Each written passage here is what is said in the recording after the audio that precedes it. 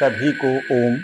मैंने अपने जीवन में अनेक गुरुओं का सानिध्य प्राप्त किया है। इसमें कर्मकांड, ज्योतिष, श्राद्धादि कर्म और योग प्राणायाम इत्यादि के साधक गुरु हम के सानिध्य को मैंने प्राप्त किया है। और उन गुरुओं के साधना को आत्मसात करने के बाद मैं जब अपने 10-12 हजार यजमान से जुड़ा हुआ हूं, अभी गया जी में छोटे रूप में काम करता हूं, फिर भी मैंने सबके उपकार के लिए, जैसे किसी को कोई परेशानी, किसी को कोई परेशानी, किसी का अलग वो तरीका, अलग वो तरीका, अलग वो तरीका को एक संग्रहित करके मैंने 5 दिन का एक अनुष्ठान बनाया है। वो 5 दिन का अनुष्ठान जिनके भी घर में परिवार में हो गया तो उनके यहाँ का काया पलट हो जाएगा। हर तरह से संतुलन उनको प्राप्त होगा। आत्मिक शांति, मानसिक शांति, आनंद की प्राप्ति, लक्ष्य की प्राप्ति उनके यहाँ होना शुरू हो जाएगा। उनकी गाड़ी लाइन पे आ जाएगी, उनके वास्तु सुधर जाएंगे, वास्तु दोष दूर हो जाएंगे और ग्रहों का बाधा दूर हो जाएगा, पितृ दोष दूर हो जाएगा और सात्विक, राजस, तामस तीनों जो शरीर के तत्व हैं, भाव हैं, वो संतुलित हो जाएंगे, संतुलन को प्राप्त हो जाएंगे। 3 भाव क्या? जैसे मारुति कार, ड्राइवर सात्विक शक्ति, चलने का गति जो देने वाला राजस शक्ति और स्टॉप ब्रेक लगाने वाला तामस शक्ति, ऐसे आपके शरीर, आपका परिवेश सब जगह है।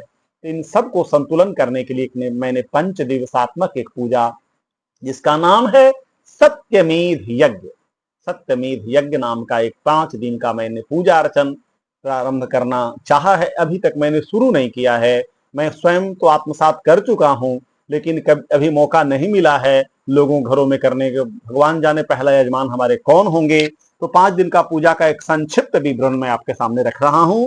सबसे पहला दिन जो है सत्यमेध यज्ञ का, तो सबसे पहले हम लोग करेंगे 10 विधि स्नान। पहला दिन का बता 10 विधि स्नान करेंगे और उसके बाद यज्ञोपवीत धारण करेंगे।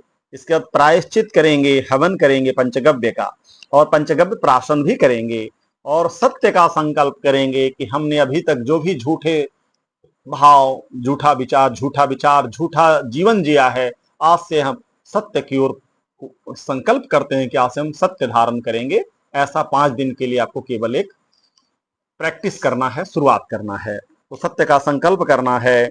उसके बाद देवता, ऋषि और अपने पितरों का तर्पण करना है, ये रोज चलेगा।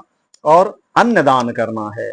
इसके बाद गणेश गौरी पूजन, कलश, षोडश मातृका, सप्तघृत मातृका पूजन, दिग्बंधन, मौलिबंधन और गणपति अथर्व शीर्ष का 8 पाठ और सत्यनारायण कथा का पारायण और सत्यनारायण पूजन का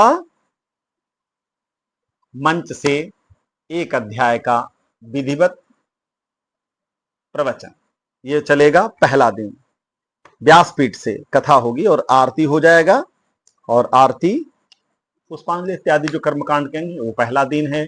इसी तरह से दूसरा दिन जो है वो पंचांग पूजन होगा। जैसे पंचांग रखते हैं हम लोग, पंचांग देवता अपना गणेश गौरी, षोडश मातृका, सप्तघृत मातृका और वरुण कलश, ये पंचांग पूजन, नांदे मुख श्राद्ध, ये होगा उस दिन। सत्य का संकल्प चलेगा, तर्पण चलेगा, अन्नदान होगा और उस दिन 10,000 गायत्री सब मिलकर के हम लोगों को करना है। आदित्य हृदय का पाठ करना है 12 मंडल और वास्तु मंडल का पूजन, सत्यनारायण पूजन पारायण चलेगा, जिसमें दूसरे और तीसरे अध्याय कथा और उस कथा का व्यासपीठ से प्रवचन भी होगा और शेष कर्मकांड आगे। इसी तरह तीसरे दिन फिर पंचांग पूजन, सत्य का संकल्प, तर्पण, अन्नदान और क्षेत्रपाल योगिनी नवग्रह का पूजन, 10 दुर्गा जी का पाठ, नवग्रह मंडल पर शिव जी का परिवार सहित पूजन और रुद्राभिषेक होगा।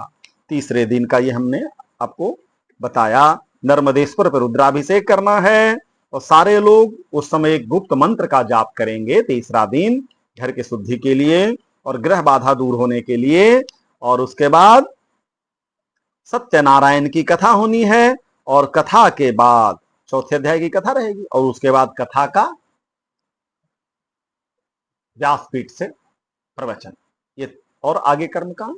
इसके बाद चौथे दिन फिर उसी तरह से शुरू हो जाएगा पंचांग पूजन, वेदी पूजन, सर्वतोभद्र पूजन, तर्पण, अन्नदान, सत्य का संकल्प और उस दिन हनुमान चालीसा का 108 पाठ रखा जाएगा और महाविद्या का 21 पाठ, सत्यनारायण पूजन, पारायण कथा 5 और 6 छठे अध्याय की कथा होगी और उसी दिन उस कथा का व्यासपीठ से प्रवचन के साथ साथ शंका समाधान, जो भी हमारे आए आगंतुक यजमान हैं, अतिथिगण हैं, ब्राह्मण हैं, उनके जो भी शंका है, धार्मिक शंका समाधान वो चलेगा। एक दूसरे से शंका समाधान पूरा करेंगे और शेष कर्मकांड आरती वगैरह होगा। अगले दिन यानी 5वें दिन की कार्यक्रम को रखा गया पंचांग पूजन, तर्पण, अन्नदान, वेदी पूजन और विष्णु सहस्त्र नाम का 16 आवृत्ति पाठ और प्राणायाम, ध्यान और सत्य संकल्प, ये तो रोज का काम रहेगा, करना है। पारायण सत्यनारायण का 7वें अध्याय का और कथा प्रवचन होगा ये व्यासपीठ से, और उसके बाद आरती की जाएगी और आरती करने के बाद उस दिन रात्रि जागरण किया जाएगा। तो इसमें क्या क्या हो गया? वास्तु पूजन हो गया, इसमें रुद्राभिषेक हो गया, हनुमान चालीसा हो गया, दुर्गा पाठ हो गया, महाविद्या हो गया। तो ये लगभग सारे कर्मकांड भी आ गए। रात्रि जागरण और सुबह आरती करके उनका मंडप का विसर्जन। ऐसे मैंने 5 दिवसात्मक सत्यमेध यज्ञ दिव्य पूजन का संकलन किया है।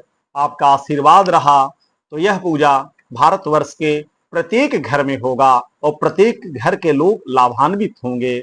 और मैं आपसे यही आग्रह करूंगा कि मेरे इस भाव को, आपका बल जरूरी है, आपके बल से ही ये उजागर होगा और इसका लाभ पूरे भारतवर्ष को मिलेगा। इन्हीं शब्दों के साथ सम ओम।